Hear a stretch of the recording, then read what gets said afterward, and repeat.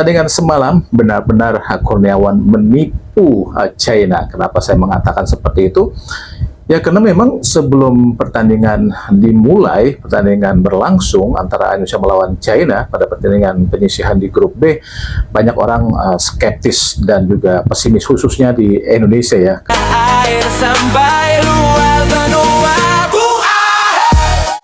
Ya, Assalamualaikum warahmatullahi wabarakatuh. Salam olahraga.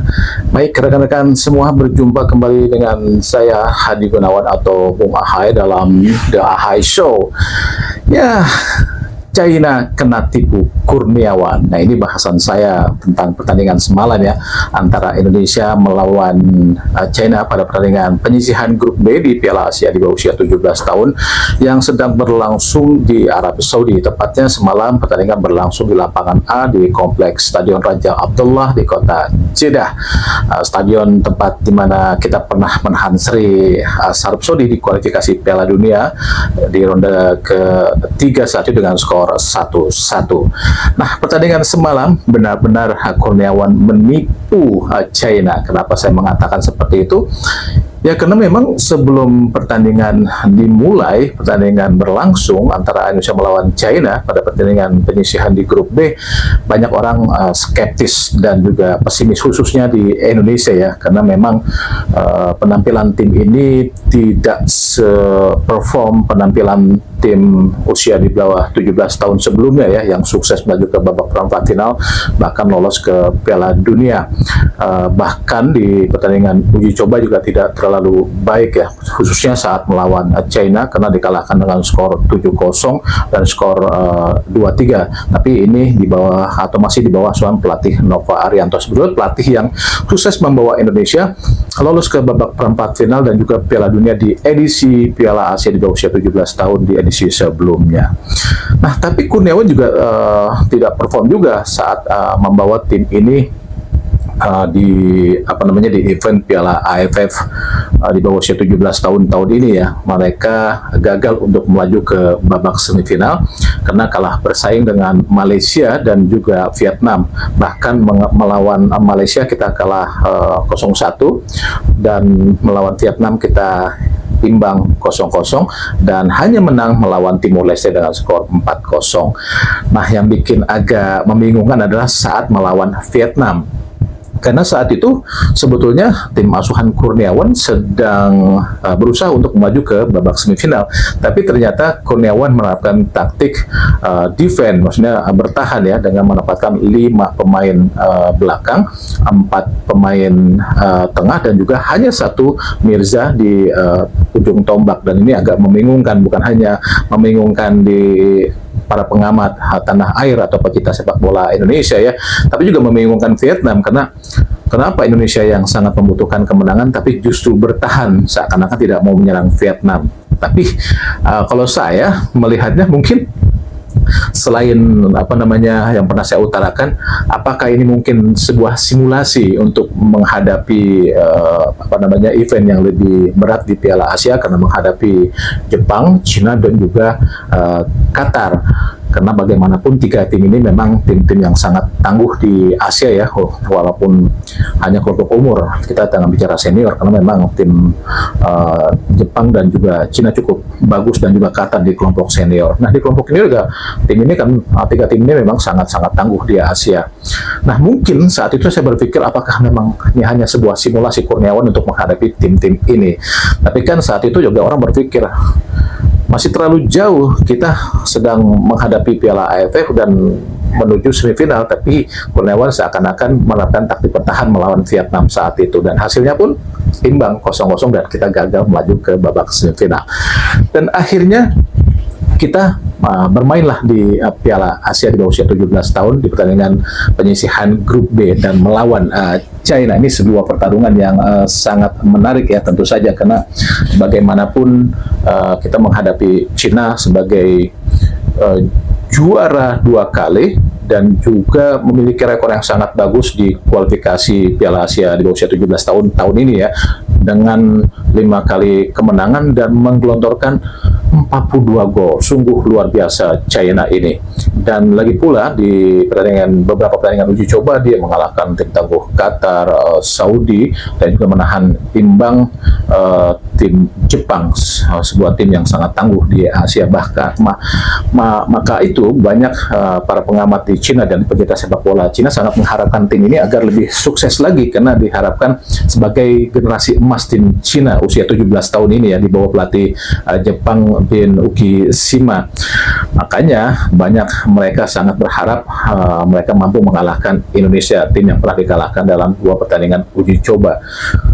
Dan malah ya sebelum kita bertanding melawan China, banyak media yang sangat yakin dan fans mereka sangat yakin mereka akan mampu mengalahkan China. Nah, gimana kira-kira review pertandingan Indonesia melawan China semalam? Ya, seperti produk yang sudah saya utarakan, bahwa Indonesia adalah sebagai underdog ya, sebagai tim yang tidak terlalu difavoritkan untuk mengalahkan China, dan itu benar-benar tergambar di pertandingan ini ya, melawan China. Kita benar-benar dikurung, ditekan oleh China dengan penguasaan bola berbanding 70% milik Cina dan 30% milik Indonesia.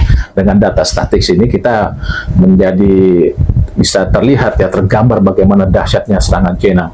Bahkan mereka mampu melakukan sepak pojok sebanyak 10 kali di babak pertama, hanya 1 milik Indonesia. Ini benar-benar memperlihatkan dominasi mereka terhadap Indonesia di babak pertama. Untung saja memang kita memiliki kiper yang lumayan bagus ya, lewat Mike Rajasa Hoppenbrouwers, kiper yang saat ini berusia 17 tahun dan bermain di Utrecht di Belanda. Mike Rajasa mampu menampilkan permainan yang sangat-sangat baik ya, beberapa kali mampu membaca arah serangan dari para pemain Cina dan juga memberikan penyelamatan yang sungguh fantastis sehingga menyelamatkan Indonesia dari kebobolan di babak pertama. Yang menarik juga dari Mike Rajasa adalah dia mampu bermain seperti layaknya kiper-kiper modern saat ini ya, meskipun masih berusia muda, bermain build up dari bawah, membaca permainan dari crossing lawan juga sangat baik, dan umpan langsung yang coba diperagakan oleh para pemain Cina juga mampu dibacanya dengan sangat baik. Jadi menurut saya salah satu bintang, benar-benar bintang ya menurut saya di pertandingan semalam dari Indonesia adalah Mike Rajasa. Selain itu ada juga Matthew Baker, kapten ke-11 yang bermain di Australia. Pengalaman dia bermain di Piala Asia sebelumnya dan di Piala Dunia memberikan dampak yang sangat signifikan buat tim Indonesia, khususnya di lini belakang, karena dia mampu membaca arah serangan lawan China yang sangat-sangat baik. Dia memiliki bodi yang kokoh ya, tidak mudah jatuh meskipun berduel melawan pemain-pemain Cina yang sangat kita lihat bodinya pun sangat berisi, berotot dan tidak mudah dijatuhkan. Berbeda dengan pemain-pemain Indonesia lainnya yang kerap kali tersungkur atau terjatuh saat menghadapi duel-duel perebutan bola dengan para pemain China. Ini menjadi PR buat Kurniawan Julianto, bagaimana, dan mungkin bukan hanya Kurniawan ya, stakeholder sepak bola Indonesia lainnya, dan membentuk pemain-pemain Indonesia yang memiliki kekuatan otot yang sangat bagus harusnya. Jadi menghadapi lawan-lawan seperti China tidak mudah tersungkur atau terjatuh dalam perebutan bola dengan para pemain lawan. Nah, ini menjadi PR ya. Dan Matthew Baker benar-benar bisa kita lihat menghandle lini tengah dan mengkoordinasi lini tengah dengan Pandu dan juga Razik, bermain cukup solid dan kompak. Tapi kita lihat lini belakang, khususnya lini sebelah kiri ya, tempati oleh Perez Chu, agak sering dieksploitasi para pemain Cina untuk diterobos dan mengawali serangan China dengan crossing dari sisi kiri pertahanan Indonesia. Beberapa kali Perez Chu pontang-panting dan mudah terlewati, khususnya oleh Wang Heyi ya, yang memberikan umpan kepada Suai Weiho. Jadi beberapa kali serangan-serangan dari sisi kiri pertahanan Indonesia membahayakan gawang Indonesia. Untungnya para pemain belakang dan juga penjaga gawang cukup baik dalam membaca crossing yang dilakukan oleh Wang Heyi dan juga Yu Cheng ya dari China. Nah, lini tengah jelas kalah dominan, kalah sama sekali dari para pemain China, karena memang sangat dominan ya China untuk bisa menguasai lini tengah Indonesia. know-how Bohang yang diharapkan untuk menjadi jenderal lapangan tengah jika tidak terlalu tidak maksimal sehingga tidak heran diganti oleh pelatih Kurniawan Wi Julianto.